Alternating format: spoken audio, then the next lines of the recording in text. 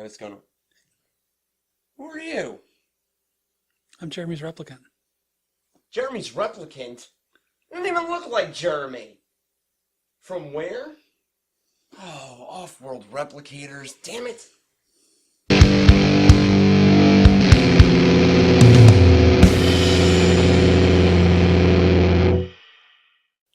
What's up, geeks, gamers, and everything in between? It's Kiku and Julio Diaz, former entertainment editor for the Pensacola News Journal, and this is We Saw a Movie. Obviously, Jeremy's not here, but Julio's kind enough to join us this week for Blade Runner 2049. The movie starring Harrison Ford, Ryan Gosling, Robin Wright Penn, Jared Leto. I always forget Joy's name, Anna Doody. Well, I think Robin Wright doesn't use the pen anymore because she's been divorced from Sean for a long time now. She'll always be Robin Wright Penn to me. Always. Inconceivable. Inconceivable. So this film is a sequel to 1984? 82. 82's Blade Runner. That's my birth year. That's cool. A lot of good movies came out then. It had a lot of really early hype and buzz surrounding it. It's a movie that's going to be really difficult to talk about without spoilers, but we are going to attempt to do it, not spoil the film for you guys. Julio, you were around back in 82, kicking, live and well. Yes. What do you think of Blade Runner 2049? I mean, I was like 8, but yeah, I was alive. Well, I was gestating, so you're one up on me on that one. I think it's a good movie. I think it's a very good movie. I don't think it compares to the original. Why do you think that? It's for parts of it, it doesn't feel like the same world. Overall, I think they do a good job of it feeling like that world. And in part, it's because the movie does try to be more expansive than the first movie. It goes out of the world that you're used to, and when it goes out of that world, it doesn't feel like the same world, really. Even Sure. though, it's still the same universe, I guess, but you don't have that gritty feeling like you have when you're in the neo-noir LA of the first movie. You know what's funny is that's actually one of my gripes about it, is the actual world. While visually it's a stunning movie, it's very beautiful. Denis Villeneuve really has an eye for making things pop and stand out and feel like of this world, but not. I think what you're talking about is Blade Runner and most movies from the 80s that were from sci-fi dystopian future settings have this grime about them. Yes. You can reach out and actually run your finger along a wall and it would come off and it'd be sticky and real, right? And a lot of films nowadays, especially that are trying to do dystopian future, as much as they try to make it look dirty, it looks like it was made dirty. It's still got a crispness to it that the original Blade Runner didn't have. Yeah, that's absolutely right. And the original Blade Runner really set that tone. It was the movie that Definitely kind of created that grimy dystopian look that people are still trading on 35 years later, and for better or for worse. I mean, overall, the world looks great, and I think visually this is a stunning movie. Definitely. But there's just little things like that. LA doesn't feel as lived in as it did in the 82 film. It was very empty. Yeah, there's not as many people. You don't feel that crush of humanity just going about their lives that you felt in the original movie. I think one of the little things that actually made Blade Runner feel so, hey, we're going to stick with real, which is kind of a theme, right? Is even in the beginning of Blade Runner, there's that, not society is broken down, but the superpowers are the only things left, right? And there's that scene where Deckard is ordering food and everybody's speaking Chinese because China has taken over and whatnot, and everything's kind of mixed and melded and whatnot. There's not a whole lot of Asians in this movie. No, there's not. Not only that, the only sign that you could really see that the USSR, America and China had survived and kind of just coagulated together was at the beginning of the movie when he goes out to the protein farm. Some of the sheds and whatnot had Russian Cyrillic writing on it. You also had a little bit of Asian characters on the some of the big billboards too. Right. And then there was that one scene where he's like walking across the street, and one of those advertisements pops up, and it says, by the USSR. I feel that's like a missed opportunity, right? Because that really gives you that feel for the type of world that they're in, is those little touches and nuances. There's a little bit of that in there, and even to the extent of them using, like, the Pan Am logo is on a building because it was actually still an existing company when the original movie was And Atari. made. Yeah, well, Atari making a comeback there, so at least that's still a company that still exists. True. But they actually still use the Pan Am logo on top of a building, even though in the real world, Pan Am's been defunct for 20 years, maybe 30. It is a very good sequel. Most sequels come out and you're really left, wanting. This one, there were, you can pick some things apart about it, but I feel that it really did continue the conversations that were being had in the first film about, what is it to exist? What is real? And by what is real, not, what you can touch, because the Matrix asked those questions, but what is real? What is it real to be a human? How do you quantify that, right? And I thought it did a phenomenal job of that. I like that it goes its own way and it doesn't always go where you think it's going to go. Absolutely. Not only just in terms of where a lot of other movies would go, but in terms of where you think a Blade Runner movie is going to go. Sure. There's some things that are definitely, alluded to that you think, okay, we're going this way. And then it'll take a right turn and say, no, we're not going that way. We're going this way. Oh, okay. Fair enough. And I mean, it did do that. It's hard to say that without spoiling. Right. It's getting real difficult to talk about like some of the plot details and whatnot. There are some nice surprises in this film. Definitely. Unless you've gone out and dug out all the spoilers. Yeah. That you're going to be happy with, especially if you're a fan of the original movie. I was also a big fan of a lot of the actors. I thought Ryan Gosling as Kay was actually really good, and I'm not a big fan of Ryan Gosling, but I think he really played his part well. Managed to play a character with his emotions bubbling underneath the surface. And Girl, don't deny your love for Ryan Gosling. I am totally denying it. He doesn't ask me what I want to eat. Carry me off in the rain. Called you Ryan. Harrison Ford, obviously, as Rick Deckard, was actually pretty good.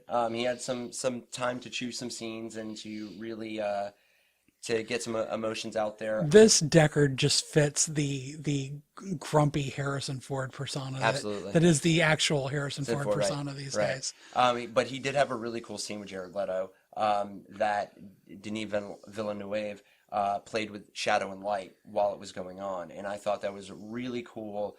And again, we can't really explain why that was going on, but it definitely will give you some questions.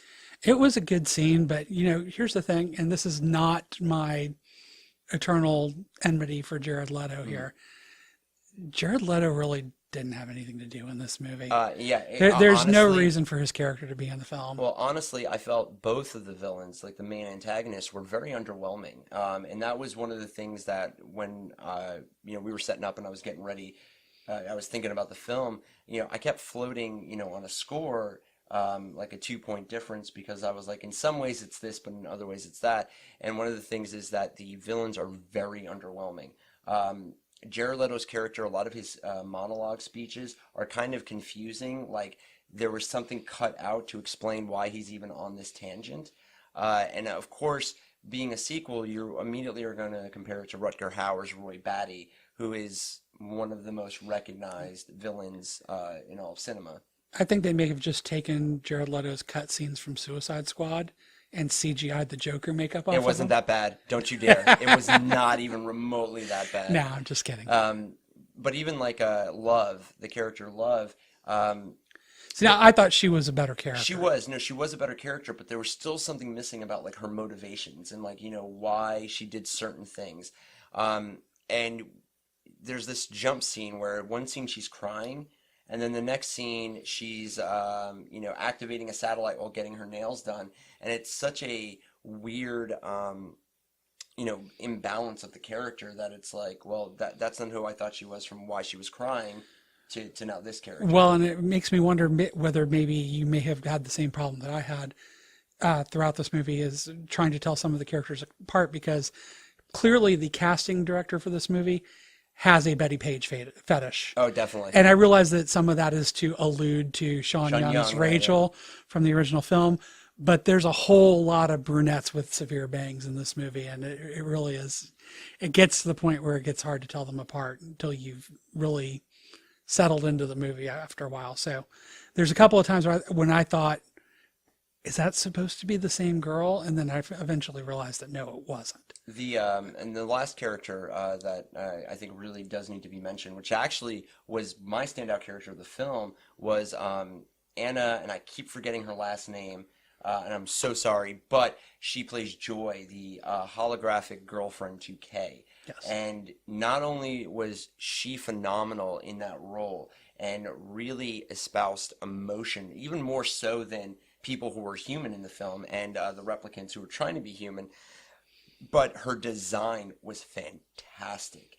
There are just little things that the After Effects team and Denis Villeneuve did with her that really gives you this like ethereal sense of her. For instance, there's a scene where she's standing at a window, and as she's turning, her dress is still see-through like a hologram, but very, very lightly. And it's really cool. To me, it felt like, she was really trying to be real, and the film was really trying to do that, even though she couldn't be. Well, in the one scene where they take it even a little bit further than that, and it's the romance scene. I think the best way to really describe that scene is that when we say that the film is visually stunning, it's not just some of the backdrops. And, you guys have probably seen some of the backdrops in the trailers, where Ryan Gosling's like in that orange desert with the statues.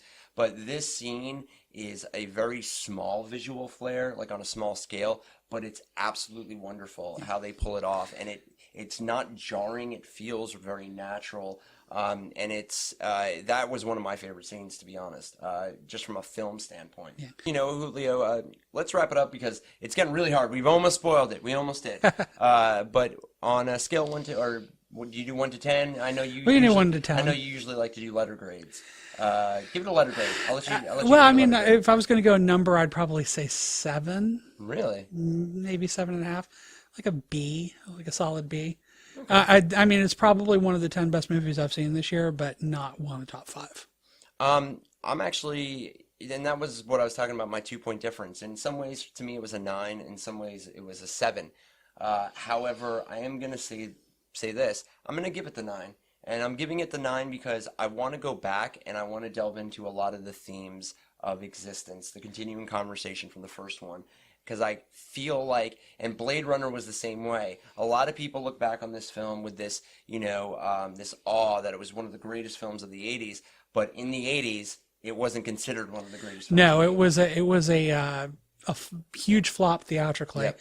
It was not well reviewed, and it really wasn't until they did the director's cut and took the narration out of the movie, because it was originally released out of voiceover narration by Harrison Ford.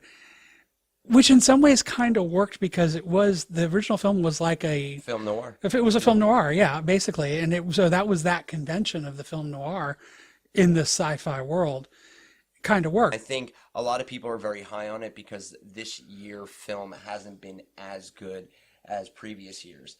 Like I'm not even going to argue with your 7 because I can see how that would work. However, I almost feel in the same vein as Blade Runner that if there is a director's cut, some of the things that I wouldn't say confused about, but why are there motivations like that? I think if those are explained with a director's cut, a little bit of a longer movie, it will be the masterpiece that people are claiming it to be. How long is a director's cut of a 3-hour movie going to be? I mean, are we getting into Peter Jackson territory here?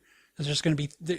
Is the director's cut going to be 3 movies? Look, basically at this point in film, if you give me a 4-hour movie and it's really, really good, I'll take that over 3-hour and 30-minute movies that are just really, really bad. Fair. Especially because at that point we'll be able to watch it at home.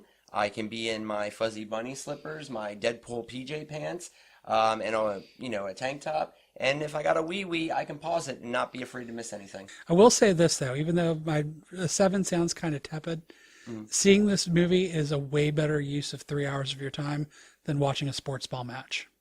Oh, that's true. That's true. If if you have the option to go see a really good piece of art versus, a game that possibly could be recorded and watched later, you probably should pick the piece of art. Just And it definitely is a piece of art. I It mean, is. I know 7 sounds a little weak, but it's definitely a piece of art. It is. Go out and go see this movie, guys. And of course, check out everything else on the Geeks and Gamers YouTube channel, including the show that I host, Super News, as well as the Geeks and Gamers website at geeksandgamers.com. And of course, our Geek Pulse Radio Network, our network of podcasts. If you like anything in this world, we most likely have a show about it, and we got you covered. So with that, guys, as always, keep it nerdy, go to the movies, and we will catch you next time.